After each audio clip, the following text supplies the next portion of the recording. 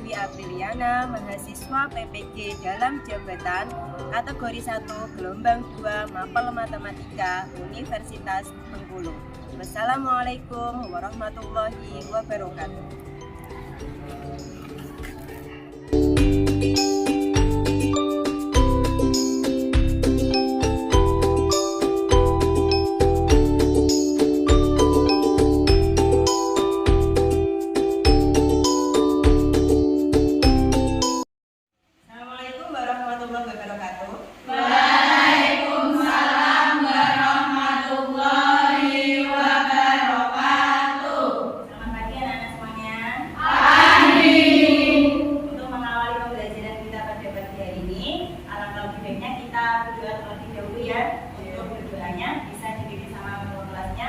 Silakan Mbak Dwi. Duduk siap, doa mulai. Bismillahirrahmanirrahim.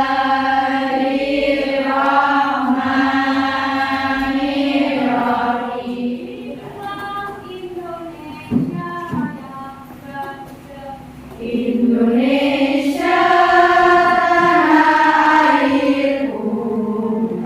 untuk Indonesia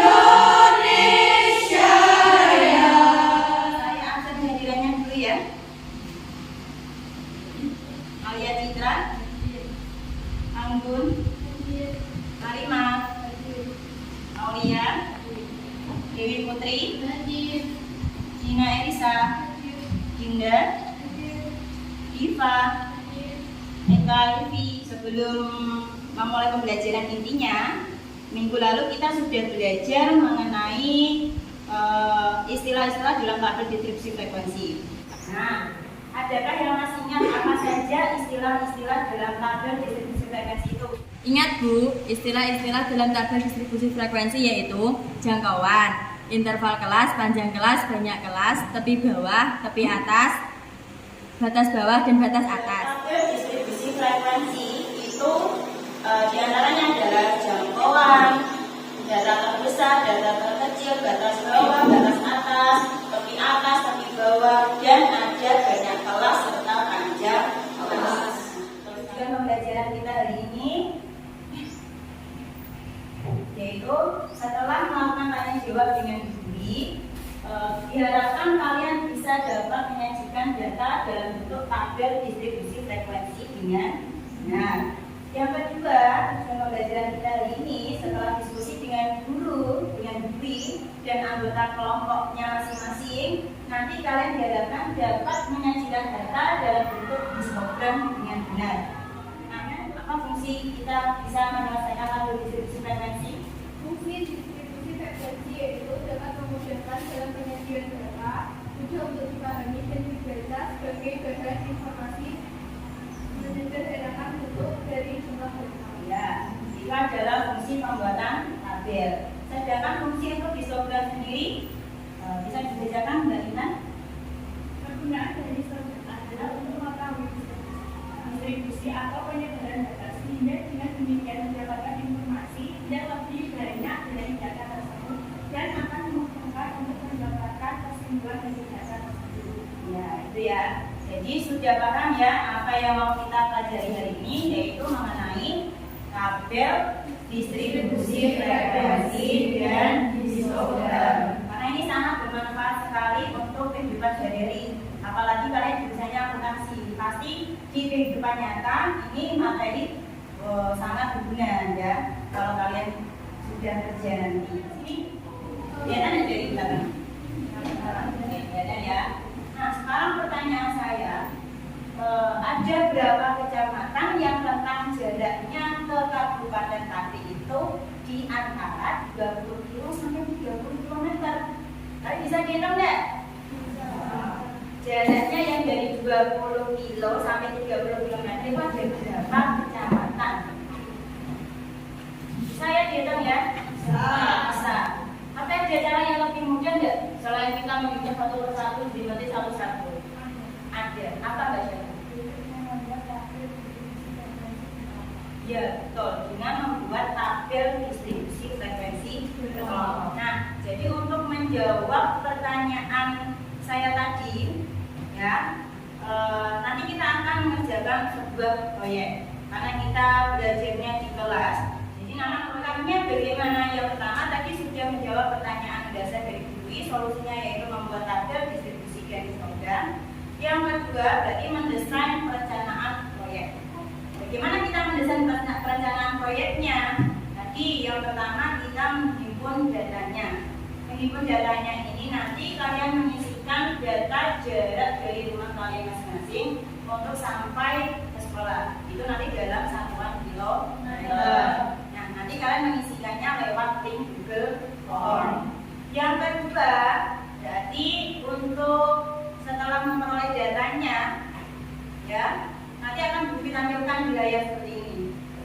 Nah, langkah selanjutnya kita menyusun jadwal. Jadi kita sepakati kita mengolah datanya itu sampai berapa menit? Kira-kira 60 sampai 75 menit cukup lah ya untuk membuat tabel distribusi sama program. Nanti kita sepakati bersama selesainya jam berapa.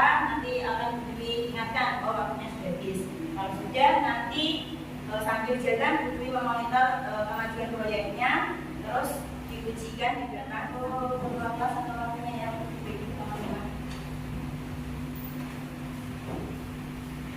Ya, bagi per kelompok. Jadi tempat duduknya sekarang diubah sesuai dengan kelompoknya masing-masing. Pokoknya terdiri dari 4 orang, ada satu kelompok yang terdiri dari saya beri dulu linknya ya, nanti kalian tinggal mengisi linknya.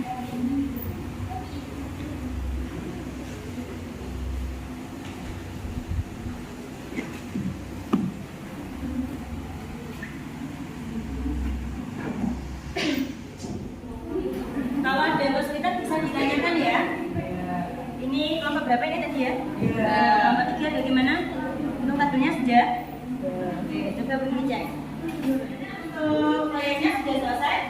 Sudah. Proyeknya sudah dibuat? Sudah. Tabelnya sudah? Sudah. Sudah ya? Sudah. Jadi persilakan siapa yang maju untuk lesson pertama kali. Ini saatnya kita menguji hasil proyek kelompok kalian masing-masing.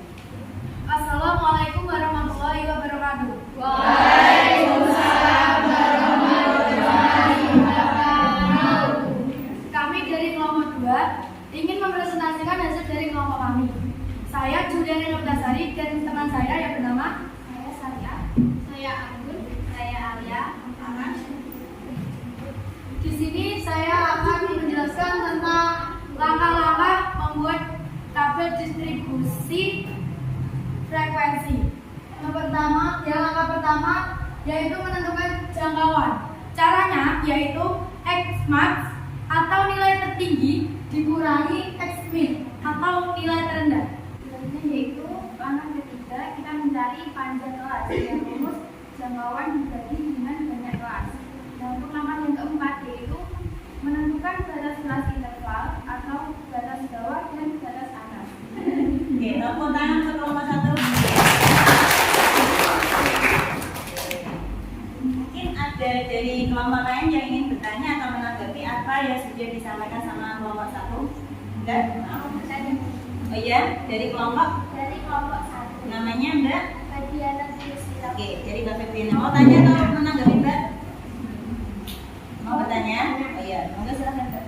Apakah sebelum kita menulis frekuensinya perlu menulis terusnya terlebih dahulu atau tidak? Soalnya dari sumber buku yang kami baca ada terusannya. Terima kasih. Ya. Maksudnya terus ya? Oke. Bisa dijawab, monggo silakan Pak kelompok 2. Izin menjawab pertanyaan dari saudari Febi. Ya, untuk nilai terusnya sendiri itu bisa dituliskan, boleh juga tidak. Dan dari kelompok 1 kita Kelompok 2 memang ya? Iya, kelompok 2. dari kelas pertamanya. Oh iya, dari kelas pertama, oke. Dari kelas pertamanya kita langsung menuliskan jumlah frekuensinya saja untuk masing-masing kelas.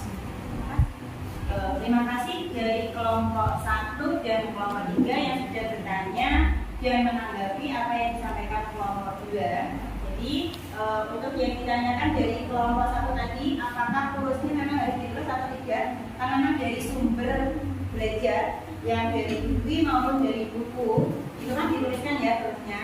Untuk jawabannya betul dari kelompok 1, jadi terus itu boleh dituliskan atau boleh di skip.